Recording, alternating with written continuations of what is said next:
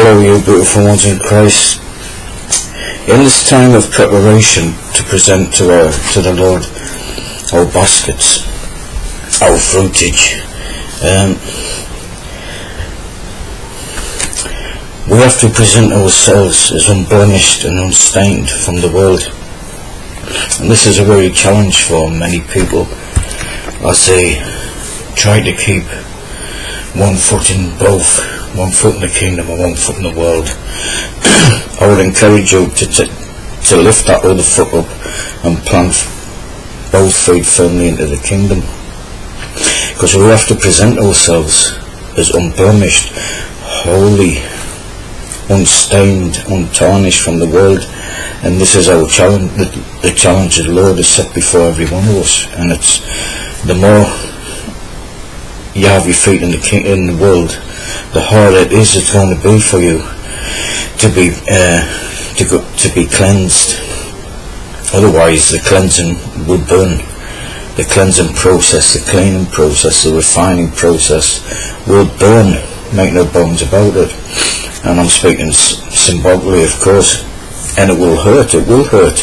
And this is how we'll go through anguish and heartache and even distress.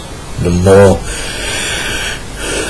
that we are in the world and in the kingdom, having 2 feet planted in both, it will be a painful process to go through. But the Lord is trying to lead us into all righteousness, to become holy, a pure nation of cleansed people, a people of special possession for the Lord himself. And those who he's calling to go through that walk need to have the discernment and awareness of what they have to do. And we can't always use the excuse, oh, I'm imperfect, blah blah blah. We have to make that effort to cleanse ourselves from everything that is polluting us, so our baskets of fruit will be pure and cleansed, so we can present it to the Lord with confidence. We can go into the presence of the Holy of Holies, right before the throne of God, with confidence. And we can only go with confidence if we have cleansed hearts and minds. We're unpolluted, unstained. We all know we have things to work on, of course we do. But if we quit and stop making the effort to cleanse ourselves of that polluting and those stains that are upon us, and we all know what they are, make no bones about it, the Lord has shown you what you are and what you have to do. And we are filthy rags, there's no doubt about that. So we have to make that effort, and most of the things we can cut out from our lives that is causing us to stumble and fall and become stained and polluted. And this and our desire as we head to the temple with our full baskets is to enter right into the presence of the Lord, into the Holy of Holies, with confidence to present ourselves. And many brothers and sisters will shy away because there are things that they are struggling with. It's because they want it all. They want it all. They want both fruit in both places, and it can't be done, brothers and sisters. One thing has to be sacrificed to enjoy the fruitage of the other, to enjoy the blessings of the other. You can either have the blessings of the world, or you can have the blessings of the kingdom. And make no bones about it, it's a tough journey. It's a tough journey, but it's also a beautiful journey in Christ. And we shouldn't shy away, we shouldn't give up, no matter how unworthy we feel we are. And at times we all feel unworthy, because we don't feel like we're worthy of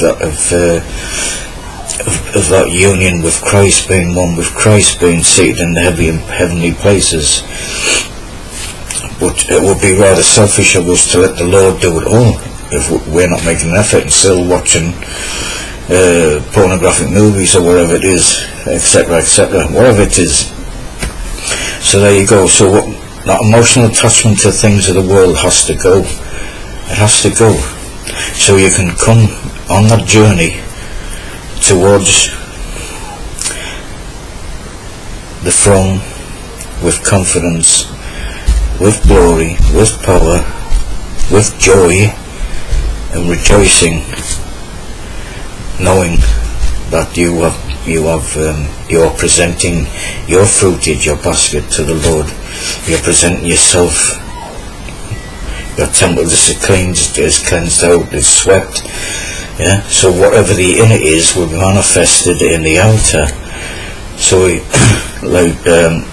so if you're walking in the fullness of that Spirit, and that will be manifest outside of you, and people will be able to see that you're a son or daughter of God. Yeah, of course we're going to make mistakes. There's no doubt about that. Nobody's saying that. But yeah, people will see that you are a son or daughter of God, and will recognize God is with you. Yeah. And when the veils are lifted from people, the people will recognize who the sons and daughters of God are, and those that have cleansed and unpolluted themselves from the world will be shining lights, will be beacons, will be seen. And so Christ will be manifested in that light. So that light will get brighter and brighter and brighter within you. So there's lots of challenges there for everyone. There's lots of challenges to the cleansing process, the being without stain, living a holy life, a humble life, but a victorious, joyful life amongst it all, amongst your tribulation and amongst the days of evening, days of sorrow. You will have tribulation, but you will be found without spot. You will be found without deception in your mouth. And remember, there's many prophecies that were in the Old Testament about the Lord, how he would not answer, he wouldn't say a word back against those who were coming against him. And we too must be like that as well. And it is a real challenge, make no bones about it. And but you can do it. We can do it. We've been given the tools to do it. We tell ourselves we can't do it, but we can do it if we just take that leap of faith and stand up in the power of Christ and the glory of Christ, not for ourselves to be glorified, not the self exaltation. Forget that. Nobody's interested in that. We're interested in glorifying God in the world. We're interested in being a shining light to the world for those who are hurt, hungry, healing, without a shepherd, in confusion. That's what we want to be. So it's a twofold thing that we're there for. We're there for to manifest the glory of Christ in our lives, and also to be there as a light for others to turn to, so they will know where to run to, who to run to, and they will know there is someone there for them. And then many people may be looking for Christ, but they don't know where to look for him, where he is, how they find him. And through the old conditioning that's going on, looking up to the sky for him, and not realizing that he's not very far from us. So the whole thing, the whole combination of everything is so very important to be equipped for every good work. For every good work.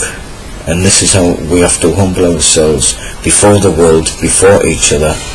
So you will be magnified, you will be glorified, to the praise and glory and honor of the Father. And you can do it. Never say that you can't do it. You can do it if you just set yourself free. Set yourself free from the things that are polluting you, staining, and just do it. Just do it.